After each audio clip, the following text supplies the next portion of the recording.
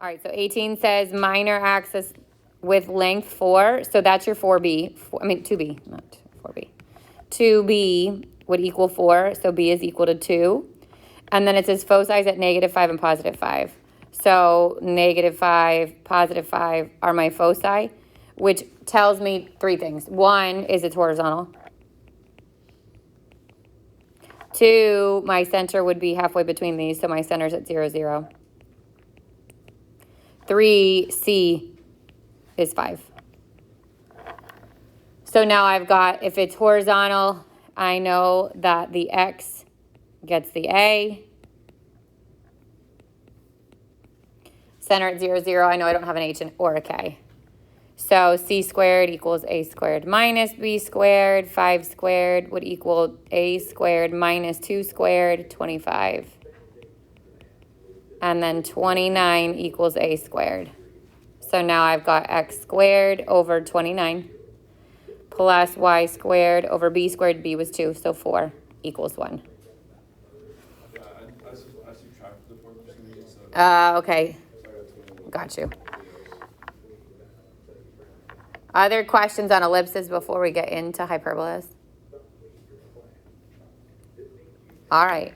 So hyperbolas are the last ones, okay, the last conics. Circles are also conics, but we're not going to cover them right now. So hyperbola looks like these, okay? It's like 2 parabolas pointing away from each other. They can be vertical, they can be horizontal, just like ellipses, just like parabolas. By definition, it's the set of all the points in a plane. The difference of whose distance from 2 distinct points is a positive constant. Notice that this time it says the difference, sorry. Ellipse was sum. Not that it matters, not like you'll ever have to define these, but if you ever see those definitions, that's the biggest difference. So you've got the same kind of a situation happening as a parabola. There's the distance from the vertex, or what will be the center to the focus, the center to the vertices, all that good stuff, kind of just like the ellipse too. The graph of the hyperbola has 2 disconnected parts. Those parts are called branches. So the parabola's official term would be branches. The line through the 2 foci intersect the hyperbola at 2 points called the vertices. So just like you have a vertex on a parabola, there's 2, because there's 2 parabolas. Those are vertices. The line segment containing the vertices is the transverse axis. So instead of major being used this time, we use transverse. They mean the same thing. It's just a different term. So if it says transverse axis, that's my 2A, just like the major axis would have been. The midpoint of the transverse axis is the center of the hyperbola, so you still have a center, okay? This time the parabolas point away from it, so instead of it being in the middle of the ellipse, it's in between the 2 branches. A is still, well, let me get to B first, and then I'll talk about those 3. The standard form of the equation of a hyperbola depends on whether the hyperbola's transverse axis is horizontal or vertical, just like with an ellipse. This time, A is always first. So A is not always the biggest when it comes to hyperbolas. It's always the biggest with ellipses, but it is not always the biggest with hyperbola. It is the one that is always first, which would be positive because the equation is a minus. So if you look at these, the difference between these and ellipses is there's a minus between them. Ellipses we would add, hyperbolas we subtract. So that's the first big difference, is there's a minus between them. Second is that A is always first, not necessarily largest. Third is C squared equals A squared plus B squared. So for an ellipse, it's C squared equals A squared, minus B squared. For a hyperbola, it's plus, okay? But the A, the B, and the C are still the same. A is still the distance from the center, that's an R and an O, center to vertices, there's 2 of them. B is still the distance from the center to co-vertex. And C is the distance from the center to a focus. Those are the same. The relationship between them changes. C squared is equal to a squared plus b squared for a hyperbola.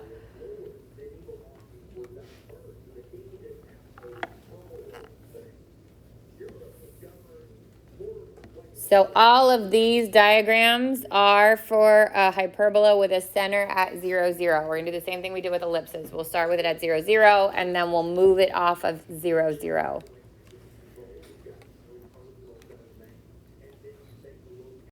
So if I look at there's a lot going on in these. I'm going to look at them one at a time, okay? The horizontal one, the branch is open to the right and the left. Just like if it was a horizontal parabola, it would open to the right and the left. This starts with an x squared. So the x squared is the positive one. It would be x squared minus y squared. You would still have a center in the middle. The distance from the center to the vertex is still your a.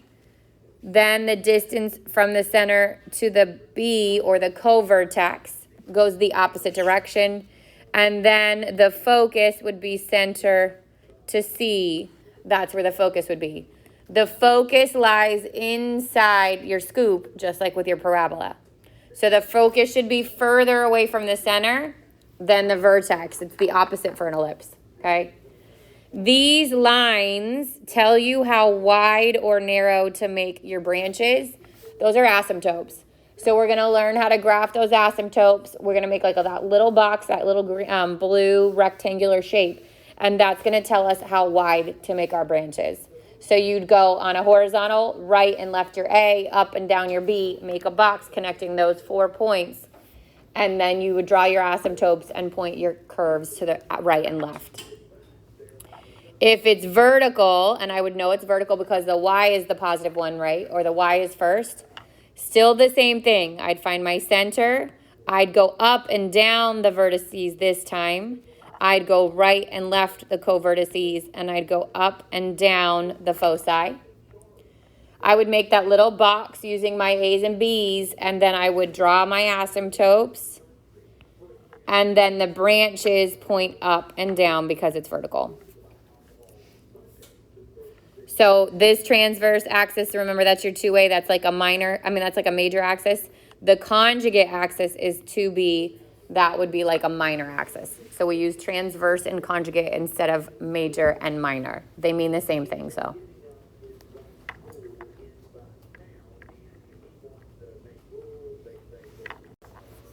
The asymptotes are lines, so you're going to be able to find the equations of them by doing this. If the center is at 0, 0, then the asymptote for the horizontal is y equals plus and minus b over a. So horizontal, I put b over a. For a vertical one, the only thing that changes is it goes a over b.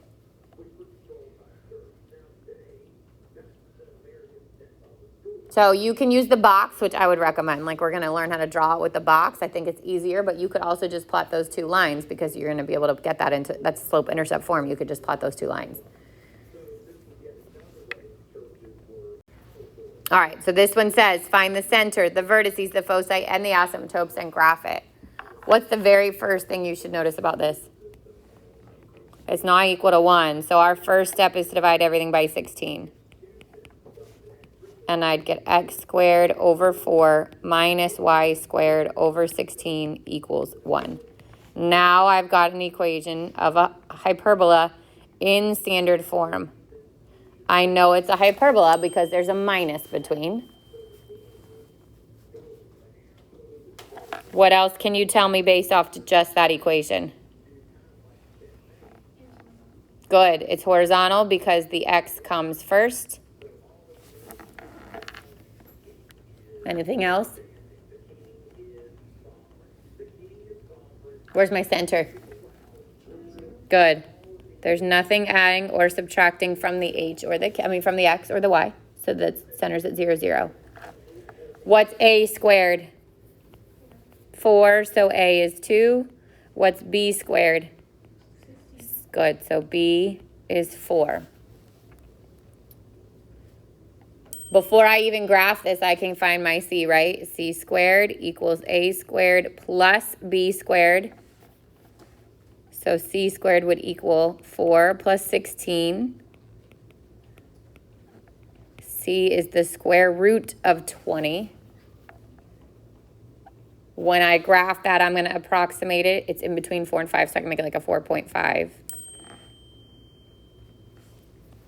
But then when I'm going to add and subtract it from my center, I have to 2 square root 5.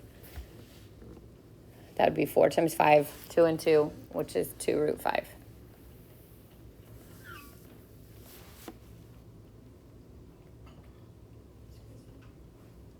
Yep. No, for horizontal, the x comes first. If it's different, the y comes first. Okay, now I'm going to pull in a coordinate grid. Yeah. Yes. Wait, no, not necessarily. Here they are. Yeah. Because A doesn't have to be the biggest. But it can be switched. Yeah. Okay, so I'm going to start with my center at 0, 0.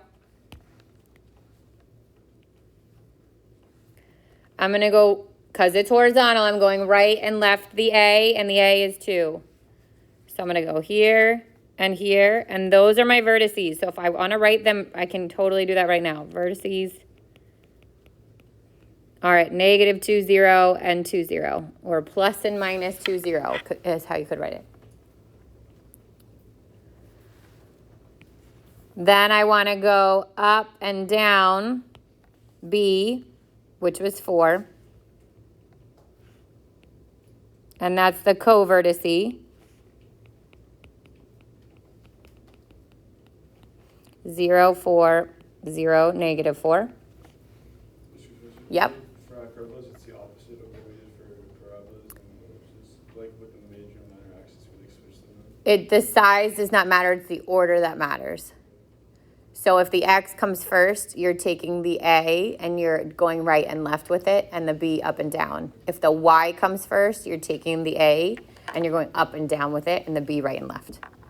So that part's the same, like you move A on the major axis. The difference is how you determine what your major axis is. So A is always first, not necessarily bigger. Okay, so now I'm going to make a little, let's see if I could do this. Make this thinner. I'm going to make a little box that passes through these. So I'm going to draw two horizontal lines and 2 vertical lines.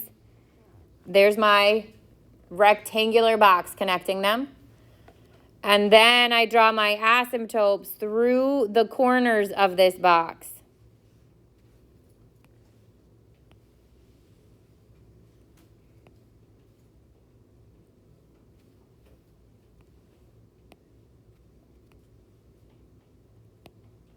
Oh my word, sorry.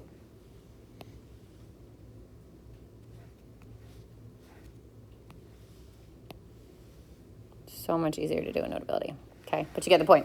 So they should cross through the corners. I know it's not right perfect on the top left, but it's as good as it's going to get for right now. They should pass through the corners of the box. These are my asymptotes, which I'm going to find the equation of in a second, but I think, in my opinion, it's easier to draw them with the box than it is the equations, but you could do both. And then we said that this was a horizontal hyperbola, which means I'm going to draw my branches pointing to the right and to the left as wide as I can without touching those asymptotes. So this is where you get either like a little pinched curve or you get a wide curve like this.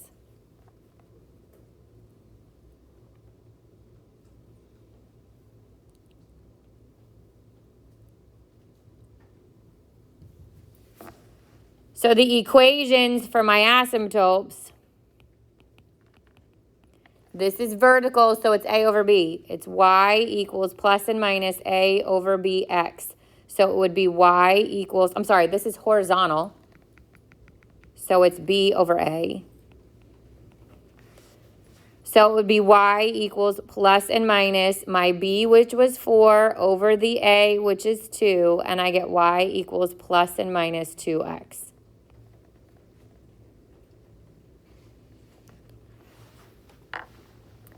So if I had used that equation, I could have started at 0, 0, gone up 2 to the right 1, up 2 and to the right 1, and made my line. Or I could have started at 0, 0, gone down 2 to the right 1, down 2 to the right 1, and I could have found the other line. So the slope should match the line you draw. The last thing I have to find is my foci. I know C. I know the foci falls inside the scoops. So we said it's about 4.5. They would be here and here. And the coordinate points would be negative 2 root 5, 0 and positive 2 root 5, 0.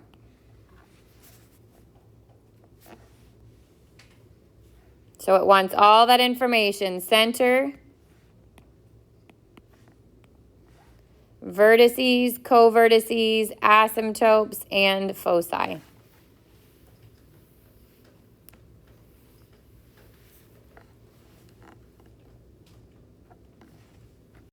All right, let's do it again. So what do we have to do first? Good. Divide everything by 100. So y squared over 4 minus x squared over 25 equals 1. Now I've got an equation in standard form.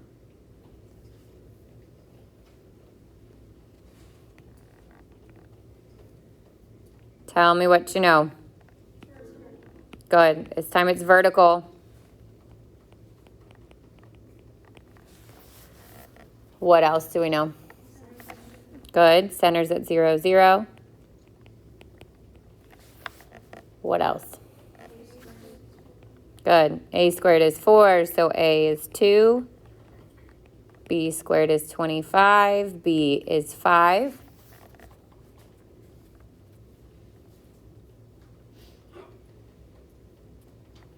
I can graph it already based on that information. I'm going to have to find C, so I can do that too. It doesn't matter which order you do this in.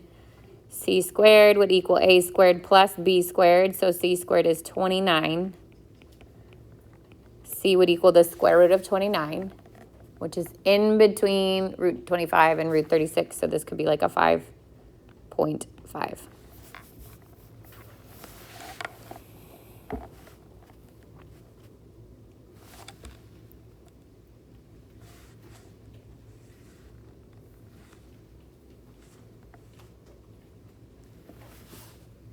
Okay, I'm going to plot my center.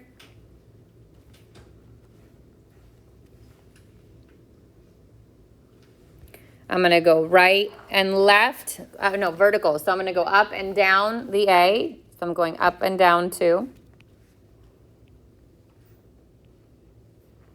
That's my vertices.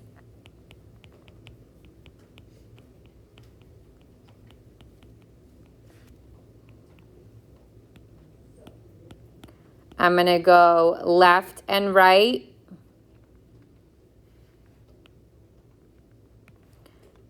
The B, which is 5. That's the covertices.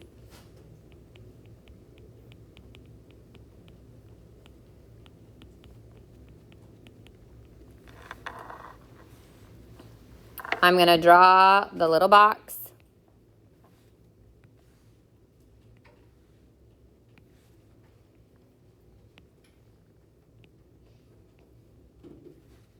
And then I'm going to cross through the corners.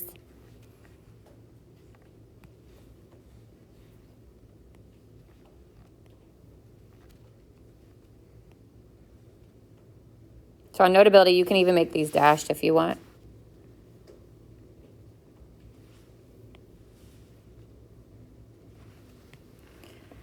And then we said it's vertical. So I'm drawing my branches as wide as I can without touching those asymptotes.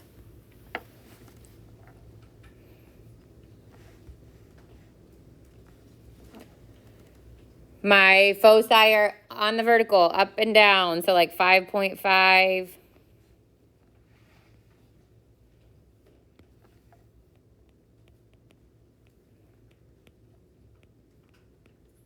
Or 0, square root 29, and 0, negative square root 29.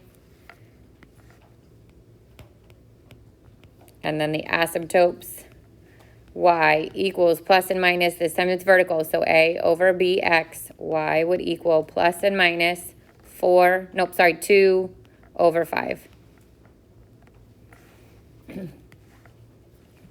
So you've got your center, vertices, co-vertices, foci, asymptotes. So if it's vertical, A goes on top. Correct. Bigger than one. Yep.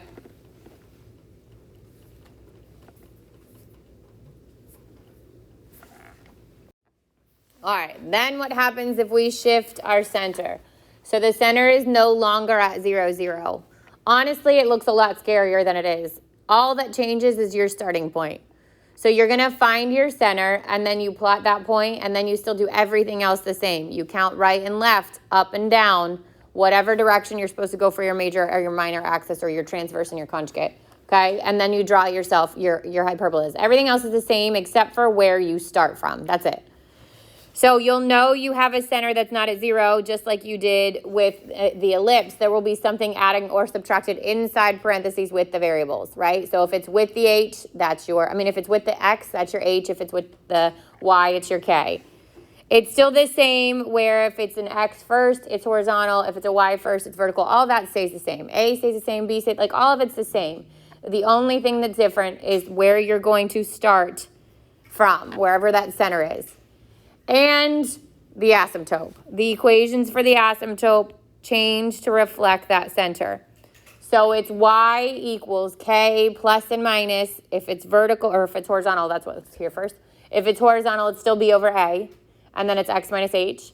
If it's vertical, then it's y equals k. That stays the same, plus and minus a over b times x minus h. So the only thing that changes is the a over b and the b over a for your slope. That's the only thing that changes. All right.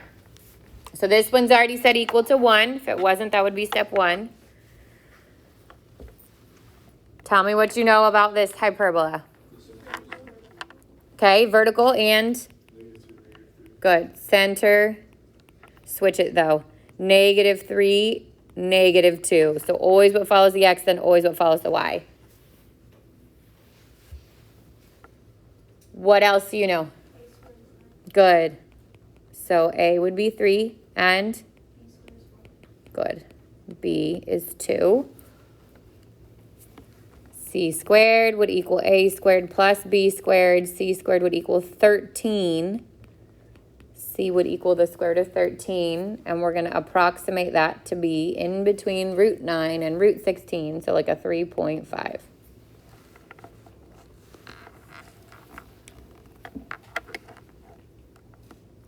You can even find the asymptotes from here without even starting to graph. Because it's vertical, it's going to be y equals k plus and minus a over b x minus h. So it's y equals -2 plus and minus a is 3, b is 2, x minus a -3 becomes x plus 3.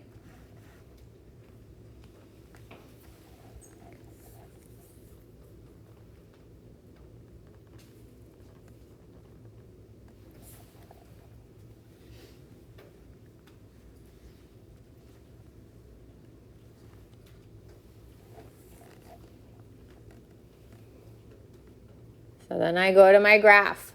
My center is -3, -2. It's vertical, so I'm going up and down from there, 3. So 1, 2, 3, and 1, 2, 3, and those are the vertices. -3, 1, -3, -5. I went up and down 3. So the y changed by 3. I go right and left 2, which is my b. That's the co-vertices.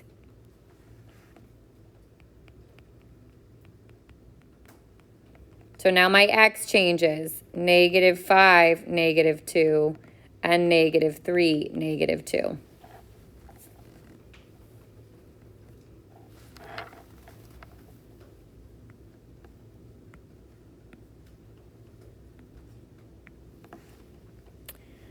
I can from here make the box.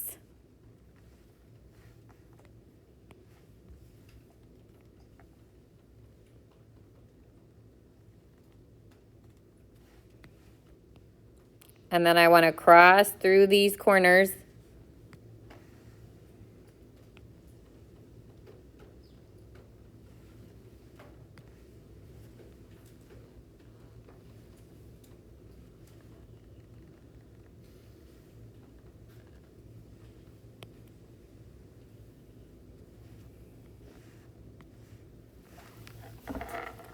And it's vertical, so my parabolas are going to point, or my branches, up and down.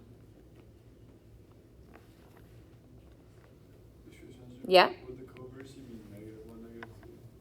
Co-vertices, negative, oh yeah, -1. Oh, I gave the same one. -1, -2. Thank you. I gave the center. And then the last thing is your foci. So you're going up and down approximately 3.5. 1, 2, 3.5-ish. 1, 2, 3.5. Those would be the foci. When I give the coordinate points, however, I'm going to keep it exact. So I'm changing the y coordinate of my center. I'm adding and subtracting square root 13. So -3 stays how it is, but then I would get -2 plus and minus square root 13. You could keep it together. You could separate that out, make it -2 minus root 13 and -2 plus root 13. It doesn't matter. And then my asymptotes. Oh, I already have them. Sorry, just kidding. I thought I already did them. We did them from the beginning.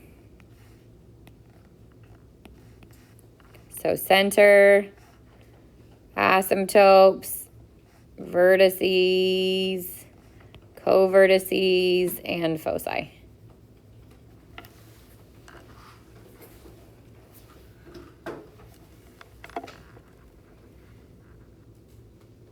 Questions? Oh, sorry.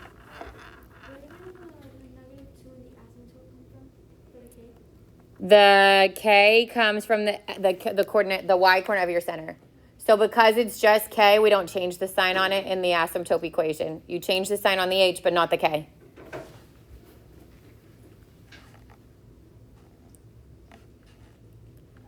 Everybody good? Questions? Okay. All right, tell me what you know. Good. A squared is 1, A is 1, B squared is 9, B is 3. What else? Good. Horizontal because the X is positive, or X comes first, okay? So now, how many of you go to foci from there? Okay, how many of you go to graph from there? What else did the rest of you do? Just stop. Yeah, okay. All right, so let's go to graph and then we'll go to foci. All right, so from here, I can plot my center at 3, 2. And then horizontal, so I go right and left A. And those are my vertices. 2, 2, 4, 2. And then I go up and down B. 1, 2, 3. 1, 2, 3. And those are the co-vertices. 3, 5, 3, -1. You can draw your little box.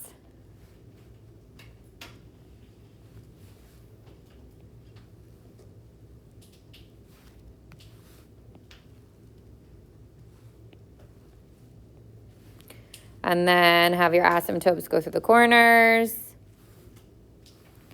Better than mine, hopefully.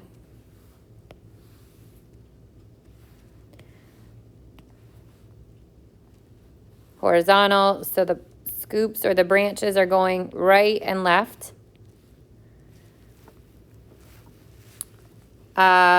C squared equals A squared plus B squared. C squared would equal 10, so C is square root of 10, which is just bigger than 3. Like we can approximate it, it's like 3.1. And then I want to go right and left that. 1, 2, 3.1, 1, 2, 3.1 for the foci. But when I give them In coordinate point, we're going to keep it exact. So I changed the x coordinate of my center. I took that 3 and added and subtracted root 10 to it. And then last but not least, asymptotes. Because it's horizontal, it's b over a. So I get y equals k, which is 2, plus and minus, b over a, 3 over 1, which is just 3, x minus 3. I tend to do this almost immediately with my hyperbolas just to remind me when I get to the equation. If you want to do the same, go for it. Like as soon as I know it's horizontal, I write b over a. As soon as I know it's vertical, I write a over b. And then that helps me when I get to my asymptote. You don't have to do that, but that's just like something that I do when I'm working it out. Yeah. So you get the h and k from the Center. not the equation. Correct. Well, it would be the same. The difference is that the k the k here is k, whereas this is minus k. Does that make sense? So it'll be an opposite sign there. Yeah. Questions on hyperbolas? All right, so now we've got parabolas, writing equations of parabolas, ellipses, writing equations of ellipses, hyperbolas, graphing. Tomorrow, what do you think is happening? Writing equations, okay? Probably the least favorite. And then Wednesday, the good news is you thought you just barely missed complete the square. It's back, folks. We complete the square and then determine the conic from there, okay? And then that's what will be covered on your test Friday. Everybody's good? Yeah, okay.